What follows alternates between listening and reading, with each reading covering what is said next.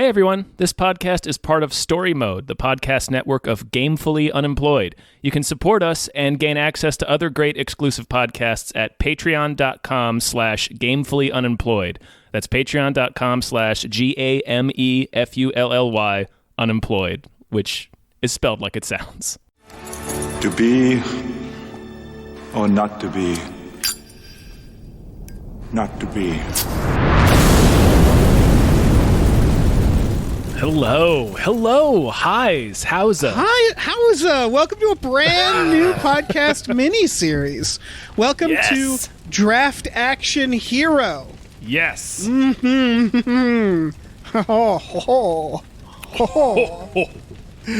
one of your hosts, David Bell. I am a second host, Tom Ryman, and there is not a third! There's not a third. There shan't be a third! So, this is a new mini-series, a limited series podcast. Not sure how many we'll have. Not sure... Yeah. I mean, I'm sure you've listened to first episodes of podcasts where the hosts aren't entirely sure what they're doing yet. They haven't... we're not snugly fit in. No. This is... And there's sometimes where you listen to a podcast, the first episode of a podcast, and there's never a second. Yeah. But there is a second. There's going to be a second. There will absolutely be a second episode of this. Beyond that, who can say? Yeah. Well, I think there'll be a third too, Tom. Okay. I think there'll be at least three. All right. You keep qualifying this. Look, folks. This is from a producer. This is brought to you by one of our Patreon producers by the name of James Raney.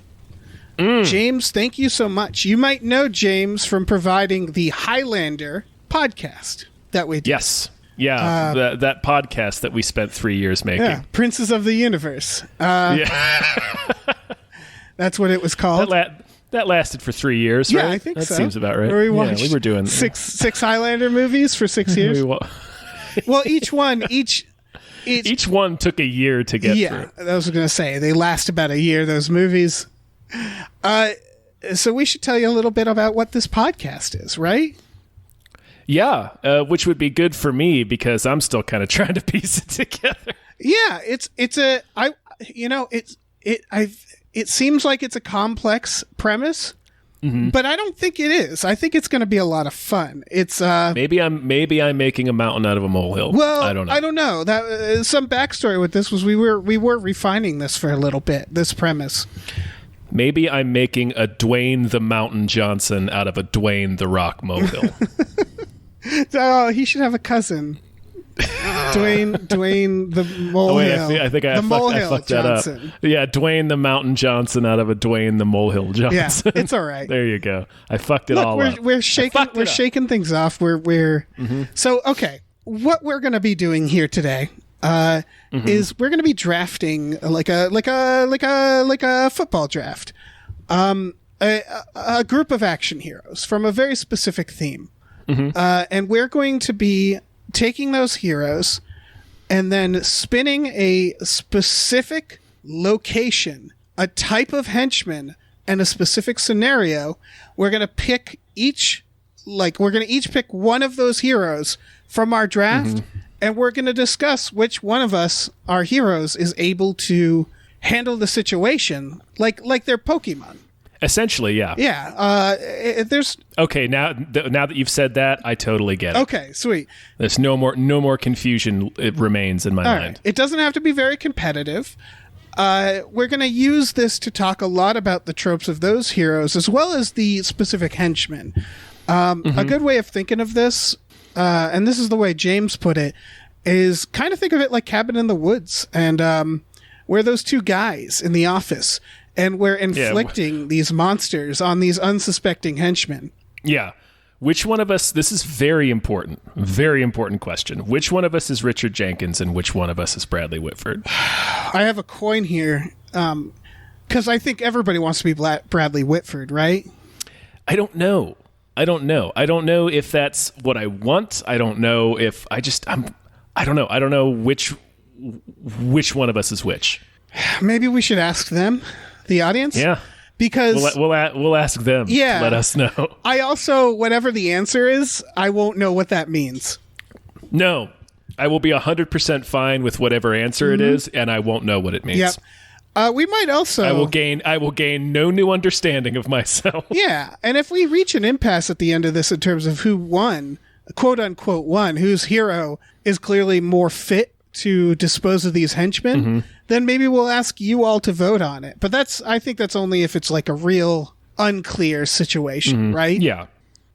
So we should get into what today's topic is. We thought this was a fitting start. We're starting with Arnold Schwarzenegger characters. Yes. Yeah, to clarify in the beginning, when we say action heroes, we mean the characters specifically. That's correct. The specific characters. Schwarzenegger, so what do you think are the challenges? I think one of the challenges is the fact that, and we discussed this, is Schwarzenegger often just plays himself. Yeah. Personality-wise. His characters tend to be pretty similar. But not entirely so. Not entirely. I think that once we start really diving into this, we're going to discover that each Arnold character has a different skill set at his disposal, a different kit, if you will. Right. And yeah, I think it's gonna be. I don't know. I think it's gonna be pretty hype. I think so. Pretty too. excited to see which fucking Schwarzenegger character comes out on top. Is gonna be on my team, baby. Yeah. Now, do we want to tell them who's in the pool, or do we want the pool to be a mystery until we start drafting people out of it? That's something we didn't discuss until right this second. I think most drafts, right, you know who's in the pool ahead of time. That's true, but this is unlike any draft that's ever been done before. That's true. Well, okay, we could try both. How do you want to start? What are you thinking? What are you leaning towards? I really don't know. Well, we can't have a vote about this. No, we certainly can't. We'd have because to stop the episode. Can't stop the episode. Put on an online vote. Yeah.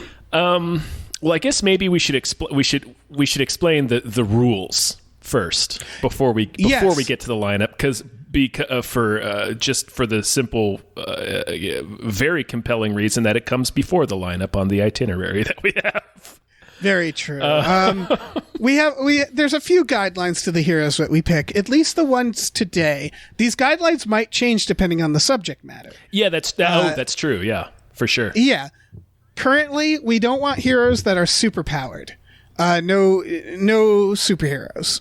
For that reason, for example, the main character of The Last Action Hero, which is what we named this podcast after, has been pulled out of the running because he's technically superpowered. Yeah, he has the power of movies on his side. Right, he's magic, and that's kind of the point of that movie and that character. That's not to say that Jack Slater won't show up in one of these episodes, because, like we said, these rules may change depending on what the premise is. But yeah, if we do superheroes, on the first episode of a podcast named after the movie in which he appears.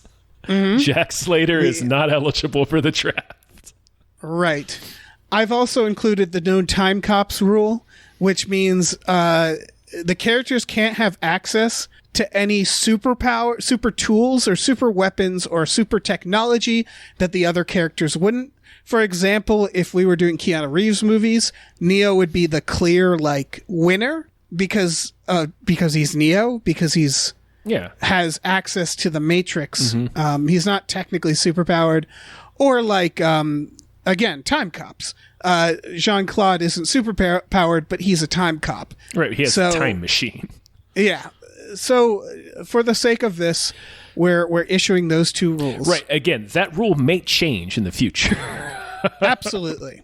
Because it would be funny to see how Jean-Claude would utilize a time machine given the specific scenario that happens. I also think we can sometimes not spin the scenario or henchmen. I was thinking of including on the list of henchmen the minions, because I thought that'd be very funny. But then I realized that literally anybody we pick would be able to cream the minions. Yeah. It would just be questions of degrees of hilarity. Yes. Like, who do I which Kurt Russell character do I really want to see batter the shit out of a minion? Yeah. And the answer is Jack McCready. But 100% Or not Jay, flamethrower. his name's not Jack. That's the character in Slither. It's R.J. McCready. Yeah. It's either R.J. McCready or Cash. I think it has to be from McCready, Tango and right? With a Cash. flamethrower. Yeah, just drunk for Torching days, them. setting minions on fire. Yeah. Them screaming gibberish. Yeah, it's either R.J. McCready or Gabriel Cash for me. But anyways, That's we'll fair. cross that bridge when we get to it.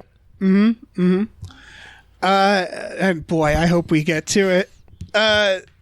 So do we tell them the lineup? It's not like a big deal. Yeah, I think we can probably tell them the lineup. But one more caveat before we get into the lineup. Obviously, because of those two rules we just stated, there's also no Terminator on this list. That's correct. Right, because it would just be Terminator. Like, why would you draft anyone else? No, you just have a Terminator. Just get the Doesn't fucking matter what the Terminator. scenario It doesn't is. matter which Terminator it is either. Yeah. So we're going to tell you the lineup. We're going to flip a coin to see who drafts first. Then we're going to start the draft. Then we're going to actually spin the wheel and pick a location, the henchman, and the scenario. Mm-hmm. Does that all make sense? It makes sense to me. I'm listening very intently to hear if you guys at home are nodding. I don't hear anything. I don't know. I've got nothing. I mean, it's All right. aside from the normal whispering that I hear, but nothing Right, other than that's that. just normal. Nothing other than that. Yeah. Unless that's you guys nodding. It could be the friction of your heads moving. Like the wiggling sounds. The neck sounds.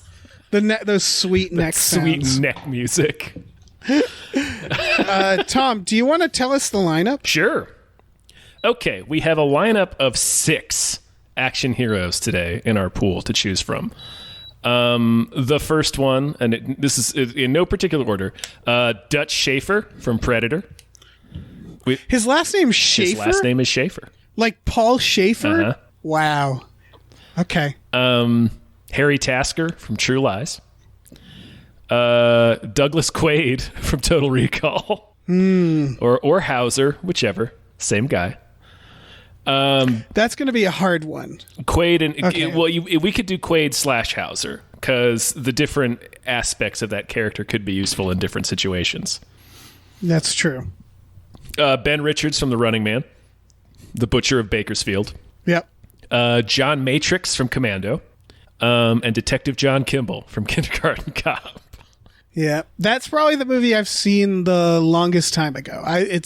That's foggy, Kindergarten Cop, for me. Well, listen, man, I'm going to tell you, he has infiltration skills. He has a ferret. Oh, wow. There's Detective John Kimball contains multitudes. Okay. That's good to know. He also loves his car. Does he? Yes. See, this is all good information. Yeah, this is good information to have. Yeah, this is the kind of things you want to think about when you're selecting a hero for your draft. Do we need to... All right. So let's lock this down. Do you have any objections to this lineup, Tom? I do not. No, I don't think so. Neither do I. So, I have a coin here in my hand. Do you trust me? No, but there's no other way to go about it. Well, if you have a coin... I do not. I No, trust I don't you. have any cash I trust you, Tom. All right. Call it. Heads or tails. And, yeah. And I'm just going to let it land. Okay, heads. I have For rolled all it. of the heads It is that are on going heads. to be removed. Not rolled. I had flipped it. So you get first pick. Are you thinking? I'm thinking. Wow. Yeah. That's great news. I got to be honest. That's incredible news. I had my first pick ahead of time. I got to be honest. Coming into this, I knew who it was going to be. So my first pick is John Matrix. Yeah. It's a good one. All right, I'll I mark mean, you there's down not for a John bad Matrix. one on this list. But No, there isn't. So I thought I knew. Mm-hmm. Because, yeah, John Matrix. I thought I knew who was going to be the next. I think I'm going to pick Harry Tasker. that's a solid pick. That's a strong Yeah. pick. Because Harry Tasker Okay. also has infiltration. He does. That's why I realized he's like a James Bond type. Exactly. He's like Hulk James Bond. Yeah. All right, Tom, pick another. It's hard. Yeah, it's tough. These are all real specific. They are, because once you, I think it's hard because it's Schwarzenegger, because you have to really think about what makes these people different when you're picking them out. All right, I'm gonna go for an unusual choice. I'm gonna pick Detective John Kimball. Ooh, because if we end up with a scenario where like hostages are at stake. That's a very good pick. John Kimball is the one you're going to want. He's the most subtle of these characters. Yeah. I don't remember him being great with hostages, but I'm going to have to pick up Dutch. Yeah, Dutch is good for some insurgent operations. Yeah, I'm really focused on infiltration. Some right jungle now. black ops. Yeah. Dutch. All right, Tom. We're down to Quaid and Ben Richards.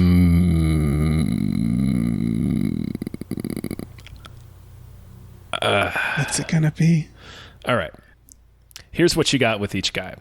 With Quaid, you also got some light infiltration. You also have let's like he's going to be able to, like, if say it's some sort of like nuclear factory or some sort of refinery or something like that, some sort of world-threatening super weapon. Yep. That's Quaid. He's also good at thinking on his feet. He's a good improviser. That's true. He has to improvise almost everything because he doesn't remember what happened to him 4 days ago. Yeah, he's also very good at telling that someone's lying by whether or not they're sweating. That's true. Yeah. It's like a lie detector if it shot you in the face. Yeah. And then on the other hand, Ben Richards is really skilled at toppling dystopian fascist regimes. Wordplay, puns. He's an incredible punsman. Yep. All of these guys kind of have a little bit of that. That's true. Quaid also has some light regime toppling abilities, but that's going to tilt more into Ben Richards' favor. Mm-hmm. I'm going to go with Quaid. Okay. This is perfect because I wanted Ben Richards. All right. The Butcher of Bakersfield is yours. I needed kind of a blunt instrument. If you look at what I had. He's an extreme. Yeah, that's true. You have 2 scalpels and then just a fucking sledgehammer. Yeah. With Ben Richards. I'm going to split these up accordingly. And we have our team. So it is, on Tom's team, Quaid, John Matrix, and Detective John Kimball. On my team, I got Dutch, Harry Tasker, and Ben Richards. All right. We locked them down. Are you good? I think I'm good. I think I'm good. All right. Time to roll the premise. I'm feeling good about this. What I'm going to do, Tom, is I'm going to use the website Wheel Decide. Mm-hmm. Like a wheel decide. Mm-hmm. No, I got it. Yeah, it's a play on words. That's and perfect. I'm going to pick out for what we're doing today. Yeah, but for the purposes of this podcast, I have a big wheel in my apartment, like a Price is Right wheel, and I'm going to spin it. You also have one, so we can take turns spinning That's true. So let's pick this out. Let's start with a location. Now, to explain location, there's some options here. We could add more if you can think of any. The options that I currently have are theme park, roadhouse, a prison, a skyscraper, an airplane, a cruise ship, the White House, an apartment complex, or a dystopian wasteland. We can add to this. People can suggest some as we go as well. Do you have any you'd like to add at this time? I think there needs to be some sort of like Valverde cartel base, right? In the jungle. Jungle cartel base. Got it. It's added. A space station. Oh, fuck. Okay. Space station, adding space station. This could probably be in this. That's probably kind of the same thing, but another planet. Okay. Specify. How about Mars? Mars colony? Sure. Or do you want like an Avatar situation? That's true. We can have 2. Alien planet and Mars colony. I don't want to say Mars colony, even though we have jungle cartel base, because Mars colony is way too specific for one of these guys. So another planet? Yeah, I think another planet. I think just Pandora. We can also, I think once we once we spin the wheels, we can hone in what each of them mean if we need to. Oh, that's true. For example, I have a theme park. We can specify the theme park. We absolutely can. Yeah. So we can hone it in appropriately, lock that down, and decide on it. Okay, so just put another planet. I did. Okay. Yep. Okay. Time to spin the wheel. Mm-hmm. Spinning. Still spinning. Skyscraper. Oh, man. Okay. All right. Skyscraper. All right. That's featured in such movies as Die Hard or Skyscraper. Or Skyscraper. The Sixth Day, I think. The Sixth Day. Yep. For our second wheel of henchmen, we have a long list. What I currently have on here are Nazis, terrorists, aliens, which should be debated. I'm not sure about supernatural, but I have aliens, marauders, zombies, the hero's own clone, street thugs, mobsters, a dystopian corporate army, just a modern army, which you could argue is kind of dystopian too, dirty cops, ninjas, mercenaries, vampires, and I added Star Wars stormtroopers for fun. Sure. Do you have any suggestions? Did we have like a guerrilla army, like the cartel? I had mercenaries. There you go. Yeah, that just about covers it, I think. Yeah, I know. It's a hard one. All right. Locking that down. Here we go. This is the biggest wait. Wild animals. Yeah. Oh, that feels so good to put on. Oh, yeah. All right, I'm spinning this wheel. Spin it. Here we go. Do. The hero's own clone. Oh, fuck. Oh, man. This just got fucking serious. This just got extremely serious. Oh, my God. All right, let me lock this down. Typing it in. The hero's, or is it own clone is in here. All right, time to pick a scenario. Now, we might need more of these. I don't have that many. Here's what I have listed. Hostages. Classic hostage. Kidnap the president's daughter. Doesn't have to be the current president. Keep that in mind. Yeah, it can be any president. Yeah, it could be generic president, you know, like played by a character actor. Dystopian battle royale. Oh. Seems fun. Yeah. A heist. I assume stopping a heist. Right. A costumed gang war. Think the Warriors style. Sure. A hijacking. A ticking bomb threat. I wrote that fucked up. A bomb. A bomb. It's a bomb. A bomb's going to go off. Price on your head. Yeah. Or finally, framed for murder, which would go great with the clone thing. That would be good. Also, price on your head. Yeah. Do you have any other suggestions? I'm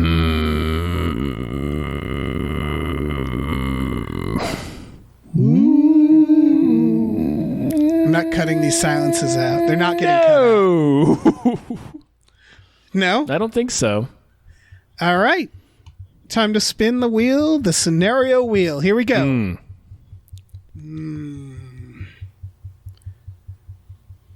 Ooh, it's ticking bomb threat. Ticking bomb threat. That sounds like it was translated from another language. Yeah. It's like I'm never changing drop that into Google Translate. All right. So, in a skyscraper, the hero's own clone has planted a bomb, and you need to stop it. Oh man, the stakes now have never been higher, folks. Yes, I have a question. Yes. So henchmen, several of them. That implies that it's several clones, right? Yeah. Under normal circumstances, yeah, I do believe that would be the case. Okay, because we need to set this straight. Is it the hero's own clone, or is it's like a bunch of clones of the heroes, Or could it be that it's the hero's own clone and the henchmen are simply themed like that hero? Oh, interesting. Like a Batman villain. Yeah. I'm going to say let's go with that. Okay. I like that a lot too. Yeah. All right. So we have it. We have a clear picture. It's a skyscraper where they've planted a bomb. Mm-hmm. Your hero is the bottom floor? Bomb's on the top floor? Yeah. Have to fight their way to the top. Stop the bomb. Mm-hmm. Is the bomb, what kind of bomb are we talking about? Nuclear? Yeah, a glitter bomb. Okay. Like it's just glitter everywhere? Yeah, it's going to throw glitter everywhere. No, yeah, sure, whatever. Well, not whatever. That's true. Yeah, let's say it's a cartoonish TNT plunger. Okay. I don't know, with several different presidents tied to it. Well, that's That's true. kidnapping. Damn it. That's the bomb's going to go off. Just have to prevent the bomb from going off. We'll compromise. We'll compromise. It's a bomb in the shape of former President Jimmy Carter. Got it. Mm-hmm. That's perfect. Yeah. Carter bomb. A Carter bomb. Mm-hmm. All right. So we need to lock down a hero of our group. Yeah. To do this. We do, man. Tom, do you need to think about it? I don't. I'm choosing Harry Tasker. Okay. Are you explaining your choice first, or am I saying mine and then we'll go back and forth? You can say yours and we'll go back and forth. Okay. I don't think we need hard and fast rules for this. That's true. Like, yeah. Listen, this is a gentleman's agreement, this whole thing. Uh-huh. It's a friendly wager. It's true. I think it's obvious I'm picking Quaid. Okay. So, it's Harry Tasker versus Quaid. Mm-hmm. From Terry Tasker from True Lies, Quaid from Total Recall. We should make that clear. Accurate. And now here comes the part where we talk about our what we believe and how it would play out, I guess. Mm-hmm. I started with Harry Tasker for one reason and one very simple reason. The man knows about bombs. He does, but he doesn't successfully prevent the nuke from going off on that island. That is a good point that I only just That realized. island blows the fuck apart. But out of all my characters, we also have Dutch, who also lets a bomb explode. That's true. Ben Richards, who doesn't have to deal with a bomb. Harry Tasker, I would argue. The bomb in Dutch's situation is a bit more desperate, too. Yes. Harry Tasker identifies the bomb. He knows about bombs. So one could argue if he had the chance, he could fucking stop a bomb. Yeah. That's probably a safe bet. Tell me about Quaid. Okay, well, Quaid is nothing if not an expert at outsmarting an evil version of himself. God damn it, you're right. Fuck, I forgot about the clone thing. Yeah. Shit. If Quaid's clone has built a bomb and placed it in a skyscraper and made the skyscraper into a whimsical gauntlet of violence for Quaid to run through, all Quaid has to do is dig deep into his own mind to unlock the whole thing, right? So he's gonna be able to anticipate and outsmart everything his clone does, because that's what Quaid does in Total Recall. Yeah. And if his clone knows how to build and set up the bomb, then Quaid knows how to do it too. Wait, why do you think that? Because they're clones. They have the same knowledge. But having the same knowledge, they know they have the same knowledge. Yes.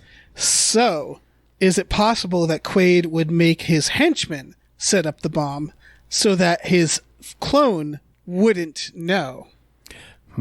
That's possible. But Quaid would anticipate this because he knows how to outsmart his clone. But he doesn't know how to outsmart the henchmen. So the smartest move for Quaid would be to make his henchmen set up the bomb and remove his own knowledge. He would perhaps erase his memory in order to make it so that he doesn't know. I mean, that's what Quaid likes to do, right? Yeah, that is what Hauser does. We don't have to get right into this debate, though. Mm-hmm. I think we can talk about the skyscraper itself and the henchmen. I'd like to get a clear vision of what these henchmen are. So henchmen come in waves, right? Mm-hmm. And so there's like a mini boss. There's usually a hacker. Yeah. There's got to be like a funny one. Yes. There's the one who like gets personally angry. That's the mini boss. That you're right. That's the mini boss. There's the one that the hero kills to piss off that one, which can sometimes be like the hacker or something like that. Sure, that's a less specific thing. There's the karate guy. There's always a karate guy. Karate guy, right? Which also can be. It can also occasionally be the mini boss. Yeah. I should write these down just so we can have a clear view of this. Mm-hmm. There's a torture guy sometimes. Oh, yeah. Yeah. Mini. There's a guy that like electrocutes the hero or punches him in the face when he's tied to a chair. Or in some cases smashes his balls with a knot of rope. Yes, that could also be the mini boss. Or in that case, I think the boss? It can be, yeah. It's hard because in James Bond, the main villain of James Bond is water at the end, right? It's like gravity and water is like the main boss of that movie. He has to fight like just physics. Yeah, it's like the city of Venice, I think. It's weird. Goddamn Venice. Hacker, karate guy, mini boss, torture guy. I added funny guy. Did we agree on a funny guy? Funny guy, yeah. Again, it's some of these can be the same guy. Like the funny guy is sometimes the hacker guy or sometimes the mini boss. Right. Can I make my funny guy and hacker guy the same guy? Yes. And I know we did clones, but can it be Tom Arnold for me? Sure. Okay. It just has to be Tom Arnold dressed up like Harry Tasker. Okay. Because that's what we decided. Okay, I'm writing all this down so I remember. Sure. Okay. In terms of their themes, like for Harry, I assume one of the henchmen is going to be in a tuxedo. Mm-hmm. One of them is going to be in a like a wetsuit, right? Yeah. Or should that be a wetsuit with a tuxedo under it? That's a good question. I don't know. It's up to you, man. I know. Okay, I'm going to go with tuxedo and wetsuit version, and then I'm going to do the Harry at home. Yeah. Where he's like, just like he's got a bagel. Yeah. And he's in like his bathrobe. He's just holding a bagel. Yeah. What other versions is there? There's just like him with like just like kind of, like there's the one where he's like the skeezy version with the stupid sunglasses. Yeah. There's also like hidden scumbag one where he's using the pre-recorded voice. Oh my God. Oh, fuck yeah. There has to be one who's always in shadows looking like he's masturbating. Yes. There's 100%. There's nighttime Black Ops Harry when they abduct Bill Paxton. And there's fucking Bill Paxton. Yeah, but he can't be here. I mean, yeah, that's true. He's not a clone or a clone. Neither is Tom Arnold. He's just dressed up like Harry. I know it's a special request. Mm-hmm. I don't know. We're pioneers here. Yeah, we're blazing a trail. I gotta say, I didn't expect the clone to come up so quickly. Yeah, the clone's a big swing after the first episode. Oh yeah, it really is. Yeah. What do you have for Quaid? All right, well, Quaid definitely there's a Quaid with a towel wrapped around his head. Yep. Construction worker. There's Quaid construction worker Quaid. Yeah. There is Johnny Cab, just Johnny Cab. Mm-hmm. Sure. There's head exploding Quaid. Like with the eyes bulging out? Yeah, oh yeah. Oh, fuck yeah. Who's just constantly like, ah! Yeah. There's schizoid embolism Quaid. It's kind of the same. Freaking out at recall. You blew my cover! Right. So are those like the karate henchmen?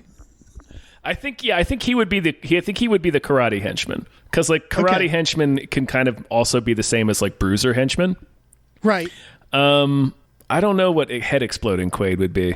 I'm going to say Johnny Cab is... Oh, no, wait. The Towel Quaid is the hacker. Yep. I'll say Johnny Cab is the funny one.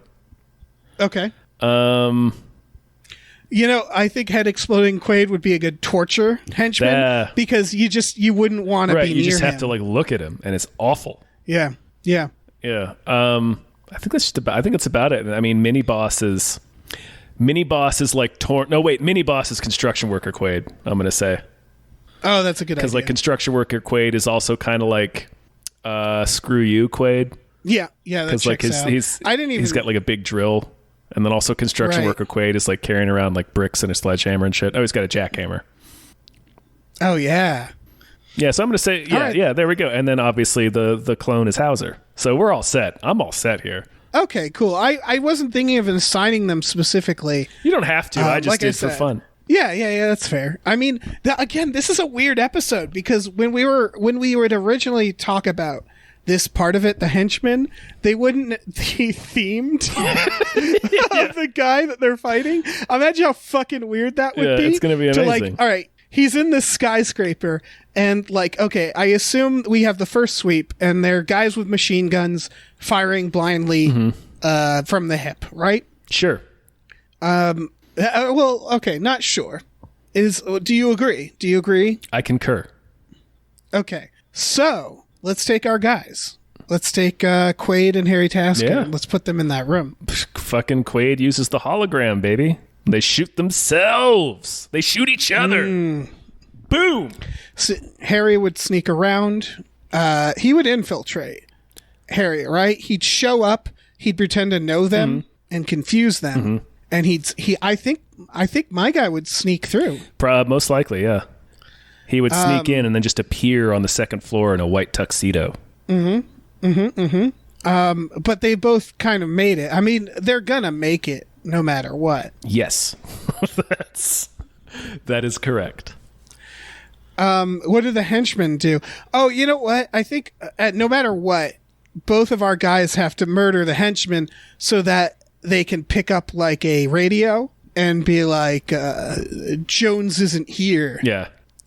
He's taking he had to take a nap. Yeah. And then the hero's like, who is he?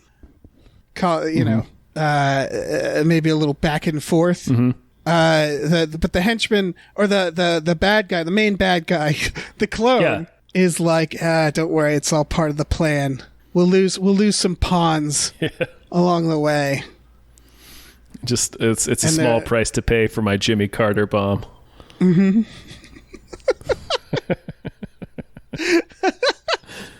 We've painted a vivid this picture. This is a whole Tom. fucking universe we've just built. Yeah, I think we have. So okay, what? I'm trying to identify here the order of henchmen. I think it's it's entirely up to you until you hit mini boss. Obviously, has to be right before last boss. I think we should break each one down because there's no we're not going to map out the plot of a movie. No, we're not interested in doing that. We're interested in defusing the Carter bomb. Defusing the Carter bomb. So I guess let's go through the list. Torture guy is going to take way too long to torture. I think I'm going to say there's a clear winner here. Yeah, who do you think? I think it's Harry Tasker. Oh yeah? Torture guy's going to inject him with a truth serum. That's true, yeah. He's going to tell him exactly what he's going to do to him. Torture guy's going to take way too much time. Either way, they're going to take way too much time. They're going to have a really bad reason why they're torturing him, right? Like they need to know who he's working for. Yeah, something like that. Yeah, and it's like, why do you need to know who I'm working for? What is that? How could that possibly matter? Right, at this particular juncture, why is that important? Yeah, why don't I just kill you and take out your wallet? And then figure it out later. Yeah. But we're going to torture you. What do you think? How do you think Quaid will handle this situation? He just waits until the guy explodes. So my torture guy is just swollen head Arnold. So he just waits until he finishes ballooning out and pops. So in your mind, torture guy. Okay. He just goes like, and then just explodes. Yeah. What I'm imagining now is he gets captured. Showering Quaid in little Quaid bits. He gets captured. He's sitting in a chair. It's a dark room. And like the henchmen are like, just, sit comfy for a second. And you're in the room and you're waiting, and you just hear muffled in the other room, like, the door bursts open, and Arnold with bulging eyes comes stumbling in, and then just falls on the ground, and his head explodes. Yeah, he just bursts like a meat balloon. It's kind of a freebie. I'm just pointing that out, but I'll give you that. I'll give you it. Sure. And then he just has to sit there. So he has to get out of his restraints, right? Yeah. Can he do that? Yes. You see, he can think back into his Hauser memories of how to unlock the restraints, the secret code to unlock the restraints. You're right. It's a code for you. And it does it. Or he just powers it off like he does at the end of the movie. He just busts one thing. He just rips one of the arm rests out of that machine and stabs a guy in the neck with it. So I don't see why that situation would play out any differently here. Okay, that's fair. Would they use some sort of mind device? They would certainly try to. Okay. Oh yeah, they'd probably just get it on, and then he'd freak out and like be able to bust out. All right. Well, that's torture guy down, right? Torture guy's down. Yes. Funny guy. That seems pretty easy. Oh yeah. Funny guy. My dude just rips fucking Johnny Cab out of the Johnny Cab. Okay, but like in the sense of the henchman of the funny guy, how does funny guy actually fight? They usually cheat. Do they even get? Does funny guy ever really fight the? Not usually. The hero? Not usually. Like, aren't they also the coward? Generally, yeah. Okay, so they probably hide. They're probably. I think of GoldenEye. Perhaps they are killed by their own hubris. That's true. So I think Hacker also goes into that. Yeah. Also, we haven't even accounted for the fact that the villain will undoubtedly kill some of his own guys. Probably either the hacker or the funny guy, who might be both. Like Harry's clone will 100% kill Tom Arnold. Yes. That is almost definitely what happens. What's going to happen is he has to finish like hacking the bomb, the Jimmy Carter bomb. Like he's like putting in the codes or something. And then he's like, all done here. And then he's like, good job, Tom Arnold. And then he comes up behind him and he breaks his neck, or he punches straight through his face. Yeah. He just rams his fist right through his skull. Like he's the car window. Like he cracks him like it's the car window in that one scene. Yeah. Actually I think my funny guy now is well, it's Benny, basically. It's the alien cab driver, right? That would be the funny guy. Oh, you're right. That is the funny guy. Well, then he clearly is the coward / traitor. Yeah. So funny guy is doomed, is what we're saying here. Yes, and in my case, he gets killed with a giant drill, obviously. Or some other embarrassing thing that I get to make a pun out of. Oh, yeah. You got to make puns. I think my Arnold is like the least punny Arnold. He's more just like annoyed. Yeah, I think what would happen, this is a skyscraper, right? Okay. So, I think either he's going to take the arm out of like one of those big industrial cutters, that they use in office buildings sometimes, and just hack him to death with that like a machete and be like, we're making cuts in your department. Or he's going to just gorilla press a copy machine onto his head. Yeah, and be like, get your Xerox off, or something like that. Oh God, yeah, that's perfect. Absolutely. I feel bad because I just remembered a type of henchman that we haven't mentioned. The insane lady henchman. Oh yeah, who is sexy and is also a sociopath. They're almost always a sociopath. And they usually explode. Yeah, or do I have that correctly? Or they'll get like their faces eaten by crows. It's because of the sexism in these movies is that the hero won't just kill them. Right. They have to die indirectly. Catwoman explodes in a way. In True Lies, the lady in that explodes. In Die Hard with a Vengeance, she explodes. She does. They explode. Live Free or Die Hard. Maggie Q explodes. She explodes. Yeah. They tend to explode a lot. They're very explosion prone. Yeah, it's like they're filled with sex and gasoline. Maybe it's the same thing, man. Sex is extremely flammable. Yeah, you're right. It's vapors wafting off. Oh yeah. Yeah, that's what those you light a match near one of these ladies and it's over. So naturally the Harry Tasker femme fatale would probably be the horny shadow one, right? It's the character at their horniest. Yes. And so he would confront Harry, would maybe make his wife jealous. They'd dance. They'd definitely dance. Yeah, they would definitely tango. Yeah, and then I guess Harry would leave her in a car to die. Yeah. I don't know how that translates to a skyscraper. But they got to be in that. Like I think we haven't talked about another trope of action, which is the henchmen who are killed by secondary characters. Yeah, but we don't need to. I don't think we need to get that in depth into it. Okay. I just think this character tends to get killed by secondary characters for the reason we said, or killed by the bad guy. Indirect death is the point.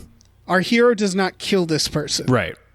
They die somehow. I don't know what Quaid's femme fatale equivalent would be. Sharon Stone. Yeah. Oh, I meant like a version of Quaid. But yeah, you're right. It would just be Sharon Stone. Yeah, it would just be Sharon Stone. Who doesn't explode, who I believe he shoots in the face. He shoots her in the fucking face and says, I want a divorce. In a rare move, they just shoot her in the face, which I guess good for them. Is that progressive? I don't know. It's she tries to use her seductive wiles on him, and he's like, nope, my dick only gets hard for violence. Yeah, it's true. Violence in space. We began with what might be the weirdest episode. I know. This is nuts. This is very hard to work through. It is like we're trying to figure out the rules, but we've added an extra rule, which is that they're clones. That was. I'm not going to call it a mistake. That's it. I'm not going to call it a mistake. No, don't call it a mistake. That's all I had to say. So basically, what it is an Arnold clone shows up dressed in Sharon Stone's workout gear and tries to seduce him, and he says, I want a divorce, and shoots him right in the face because he's not working on him, baby. So in terms of this, I want to give us points. Do you think I won with torture? I don't know.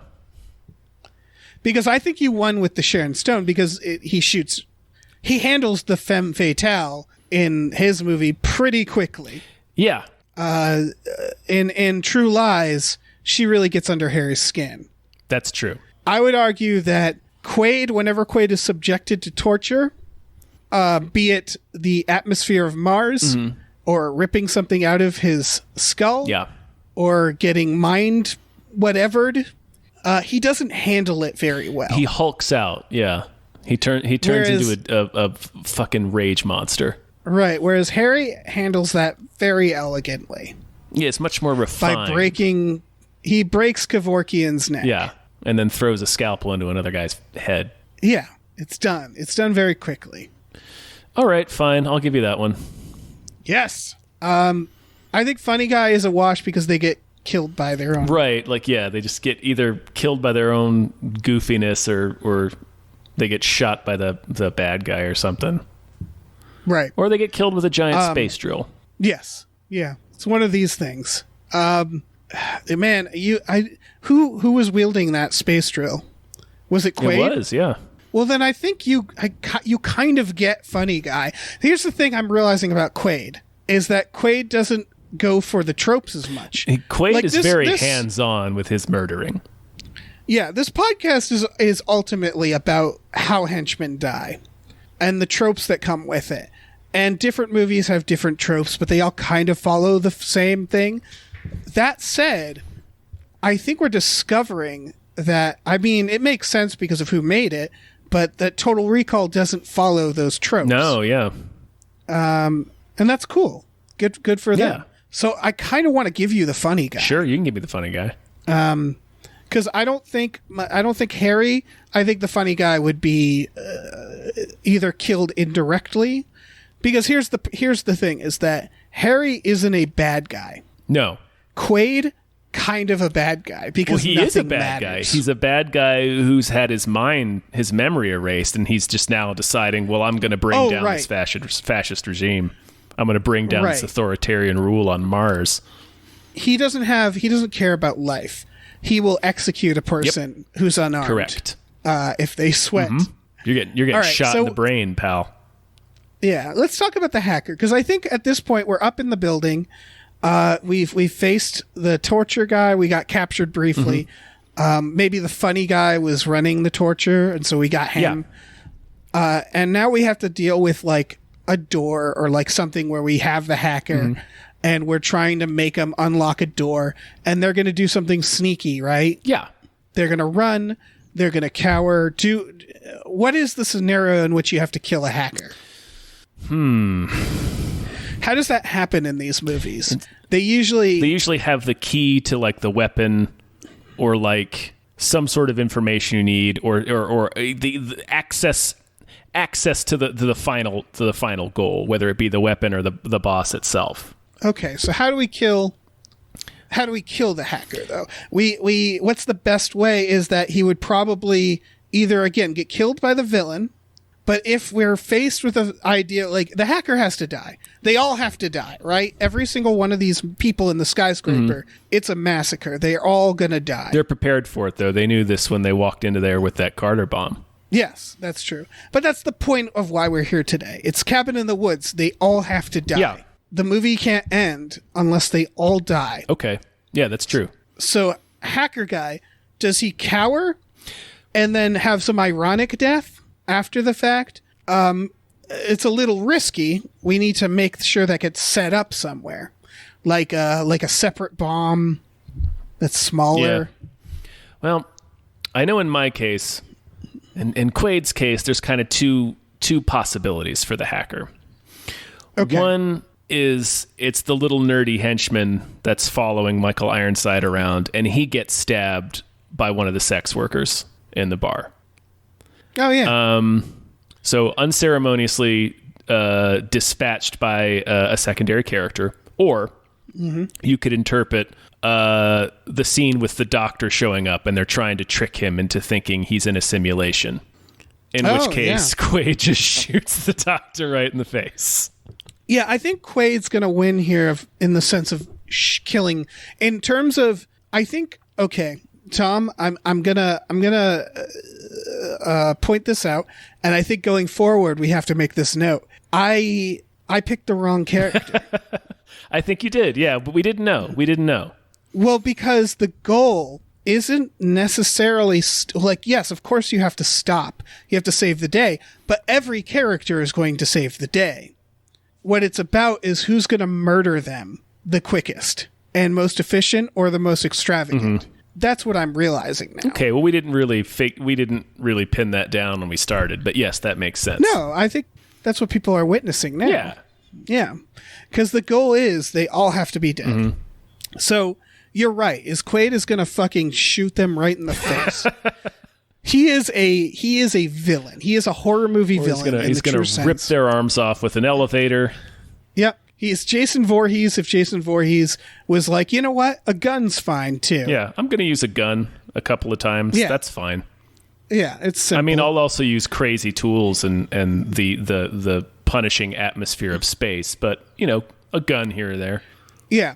So, like, besides Tom Arnold, if I'm actually looking at bad guy hackers and True Lies, I don't know if I have a big spread there. I don't think you do, yeah. The most I have is the guy filming the terrorist. Yeah. Yep. Where the battery runs out. Yeah. And I always thought, I don't know about you, I thought that the bad guy in True Lies was kind of an okay guy. You can quote me on that. That the bomb wielding terrorist And it was purely for the moment here where he doesn't kill the man. You know, that's like a real trope where he would just like kill the guy for running out of battery. Yeah. And he's just in this, he's like, go get another battery. Yeah. Like he's like an employee. He's an employer. He's a good manager, I think. Yeah, I mean he has an organization and he's trying to accomplish a goal. Yeah, and that guy really fucked up. Yeah. Like this is the one day they need him to whip out his tape recorder. Like Check they don't. the I'm sure he doesn't man. check the fucking. This is a important goddamn day. Yeah. I'm sure he has other tapes of them like fooling around and like stuff, but like this is a big deal. How does he die? Does he explode? Probably. There's a good chance he exploded. There's a good chance Jamie Lee Curtis Accidentally shot him. Dropped. Yeah. Accidentally shot him. I think he's just part of the horde. Yeah. The group. I think the that trouble dies. with True Lies is all the hackers are on your side. Yes.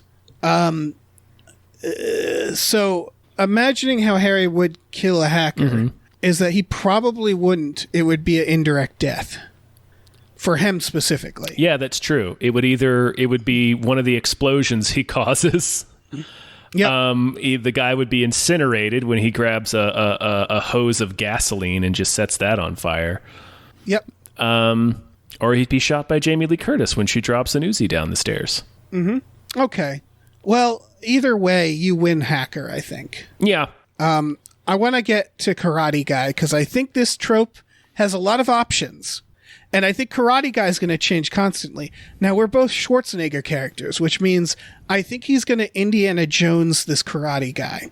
Meaning it's going to be the equivalent of pulling out a gun and shooting him, right? Right. Karate Guy can also be Strong Guy. That's true. Can also be Bruiser Guy. Okay. Well, that changes things because I think of Live Free or Die Hard, where he's fighting the karate girlfriend. Yeah, Maggie Q, and calling her like terrible things. Yeah, that scene has not aged well. No, okay. I would argue that yes, it hasn't aged well, but it's also extremely fitting for the character. It is. John McClane. He doesn't say. He doesn't say anything too whip out egregious. the C word or anything. No. He just keeps calling her his like hooker bitch ex-girlfriend that he killed. Yeah. And it's like, what the fuck? Where are you getting John that McClane? from, John McClane? There's also the French guy, the French parkour guy in that movie. Oh, yeah. That he calls a little hamster. Yeah, he does. But John McClane, I know this isn't about him, but his whole bit is he's like an asshole who gets under the villain's skin, which is why that felt appropriate, because it's like he's so unwoke that it's awful. Like you don't like him. Yeah, he's like in that scene. He's like a brick in a coma. That's how unwoke he is. Yeah, exactly. But he's fighting for America. Sure. So, sure. But for Harry Tasker, I don't know what that... All right, is it Karate Guy or Tough Guy? Man, I don't know, because I don't remember either in True Lies. And is it Mini Boss? Could be. Yeah, Harry doesn't get much of a Mini Boss. Does Quaid? Quaid does, right? Yeah, Michael Ironside. Oh, yeah. So it is Tough Guy. We're going with Tough Guy. Yeah. I mean, that's clear is that they'd both win. The ways to dispose of Tough Guy, though, I want to talk about the tropes myriad. of how to dispose of a dub. If we're going by, they're usually dispatched with like an environmental kill. Yep, I was about to say Tough Guy, I think, has the worst death. He usually does. Tough Guy Mini Boss has a pretty god-awful death. He suffers. Yeah, he is hung. He is crushed. Mm-hmm. He is ground up. Mm-hmm. Has he been buried alive yet? Oh, yeah. Okay, he's been buried alive.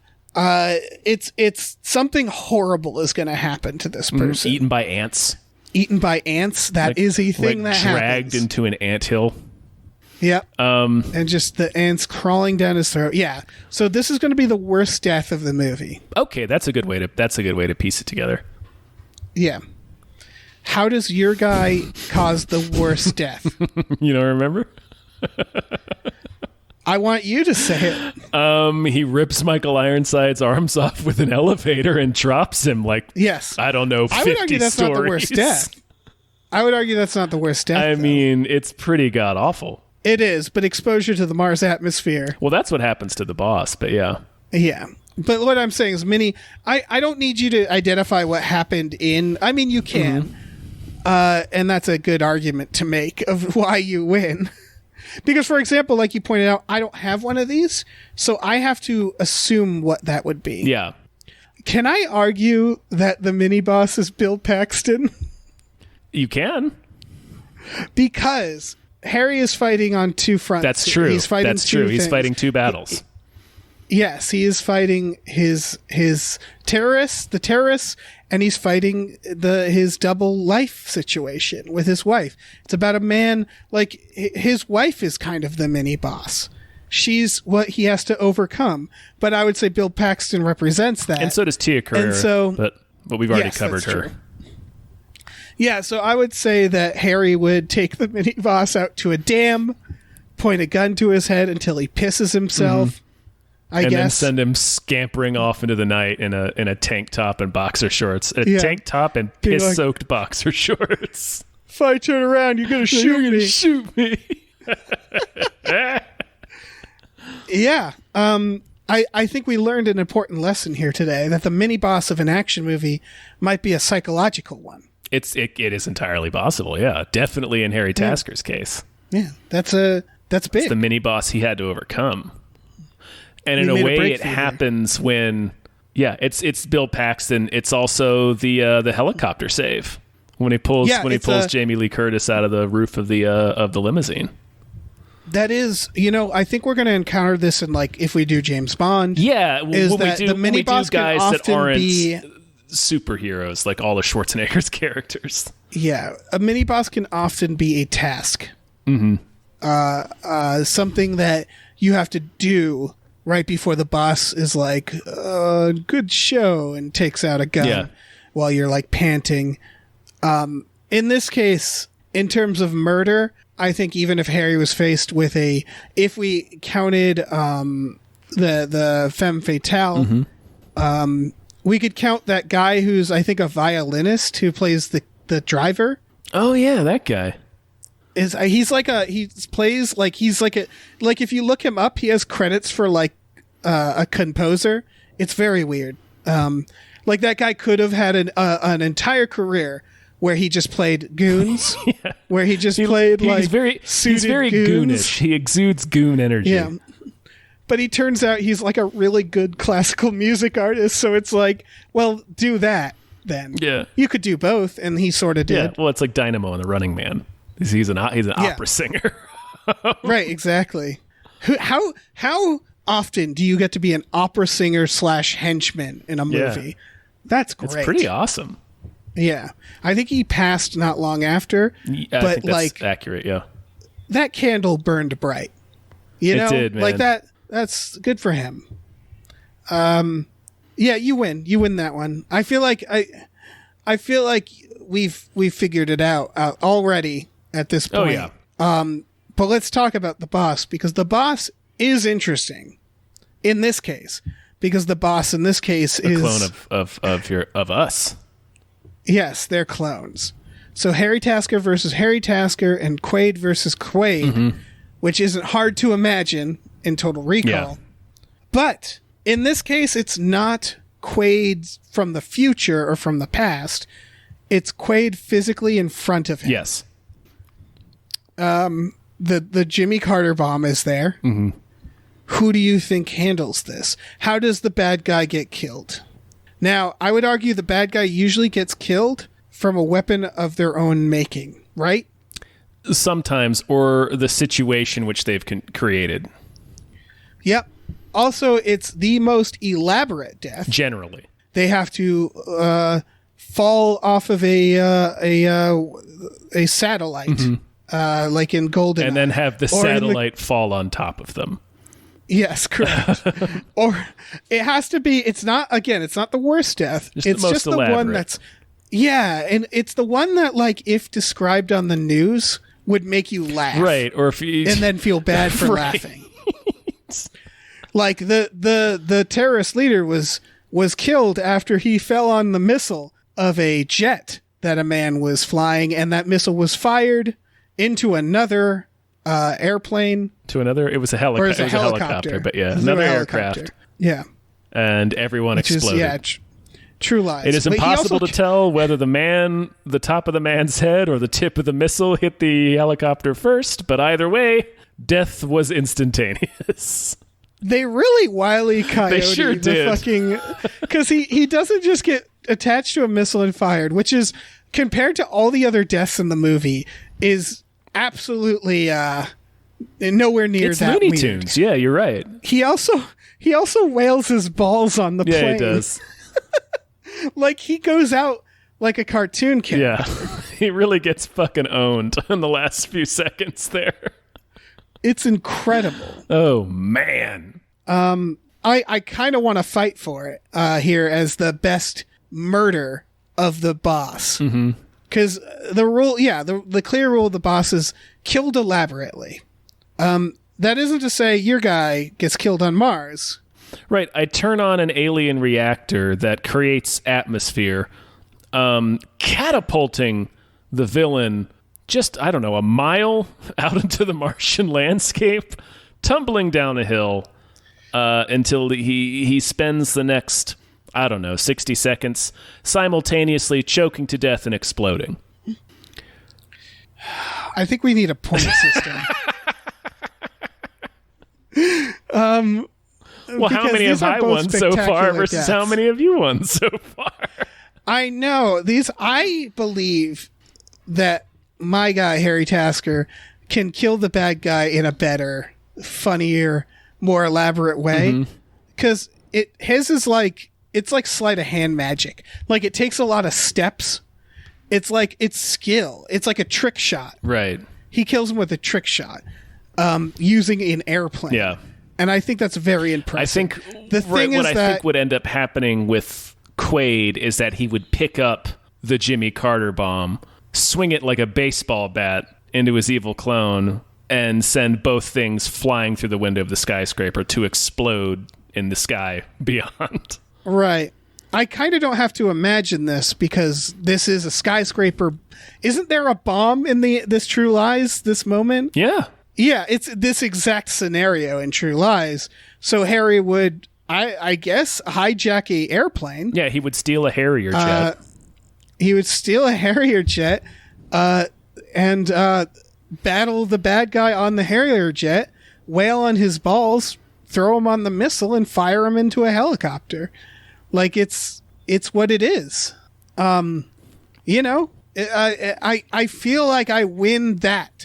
But this is why I was saying is why we need a point system, because you have, I think you have clearly won up until this point, and I think that should put you over. Even if like, debate aside, even if you still don't agree that I won this final one, it wouldn't matter, is what I'm saying. I feel like that's fair. You know what I mean? I think so. Like, I think each death should be like 5 points. Up until this one, and then this one's like 10 points. If people want to send us suggestions for how we tally this, yeah, we're fumbling around in the dark here. Yeah, we knew this was what it was going to be. I think this episode's slightly longer because we had to sort of figure it out as we went. We're turning off the lights and playing a game of which Arnold Schwarzenegger is in my mouth right now. Exactly. God, I pictured that in a very graphic way. Not action figures. Maybe a thumb. It can be however you want to interpret it. Thumb. Okay, hold on, Tom. If all these characters, Dutch, Harry Tasker, Ben Richards, Quaid, John Matrix, John Kimball, if you're in the dark and they stuck a thumb in your mouth, how could you tell them apart? I don't know, man. Dutch would be muddy. Dutch would be muddy. Yeah, okay.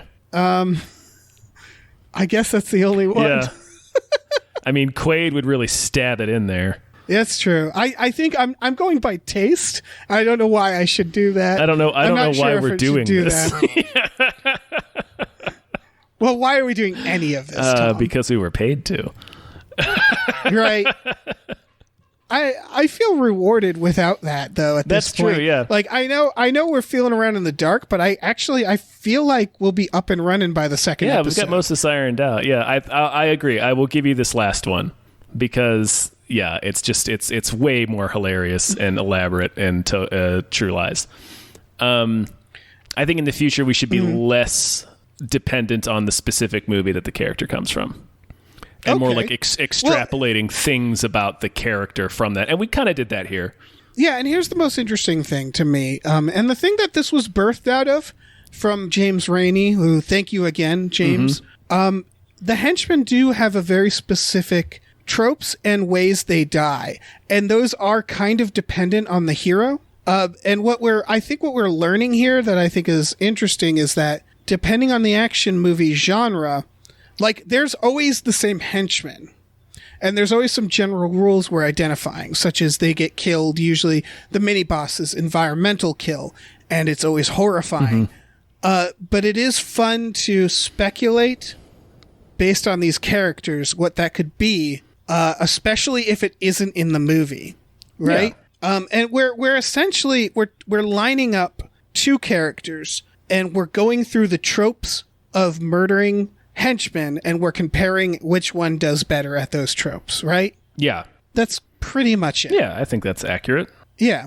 So I think we did a good job. I think we did too. I think we did a great job. I think we did the best job. Tom, here's my hand. I'm holding up my hand. I'm putting it on my back. I'm doing the same. I'm doing the same, man. I'm patting it. So reassuring. For first episode, I think we did pretty good. I think we nailed it, man. I think we nailed it. Nailed it? No notes? No. 0 notes. No Flawless. Notes. Holy shit, we did great. We did it. I want some stuff from our listeners. I want them to tell us if there's like they have an idea for the point system. I want them to tell us if they were confused. I don't think they were. I don't think this was that confusing. Because it's also just, this is horseshit. This is garbage. Yeah. Like, we're just talking. This is flim flam. It's for us to just talk. This is nothing. This is as long as they can follow, right? We're saying it's not like they're listening to a stroke. Like if they were listening to like an hour-long stroke. It's kind of like that, but I don't think. But we had notes to this stroke. Yeah, here's the main thing I want from people listening. I want them to suggest hero lineups, premises. To make it very clear, it's a group of, like, we have this long list of action heroes. And again, think Cabin in the Woods. They're all in our little glass cases. We have our henchmen wandering in, and we're like, we need to kill all these henchmen. We don't want to pick from that huge group. So we wanted to theme the episodes by narrowing down those groups. And I would love to hear suggestions of ways to narrow down those groups. Everyman characters from the 80s, for example. We floated the idea of cops, but we also realized that wasn't, the most popular subject right now. But you know what I'm getting at is types, and I'd love to hear people's suggestions, and maybe we'll take those suggestions. Maybe if you're good, you're really lucky. Is this it? I think we've done this for entirely too long. So yeah, I think that's it. Again, I think we can get it in shorter once we know what we're doing more. For sure. Well, again, thank you to James Raney. He did this through our Patreon. If you're interested in such things, you can go to our Patreon at patreon.com/gamefullyunemployed. We have exclusive podcasts like Tom and Jeff Watch Batman, and Fox Mulder is a Maniac. A post office worker asked me about that name today. He liked it. Really? Why? Because that's where we get our mail to Gamefully Unemployed, our P.O. Box. And he was like, tell me about Gamefully Unemployed. So I did. So if you're listening out there, I think you're a great postal worker. Yeah. I don't think he's listening. But if he is... Yeah, you're great. Yeah, we also have a store at tpublic.com/store/gamefullyunemployed where you can get t-shirts, mugs, stickers, masks, onesies, all kinds of stuff. Check it out. Go there. Do that. Go there. Do that. You goofballs. You fucking goofballs. What the fuck? Yeah, man. I don't know what your deal is.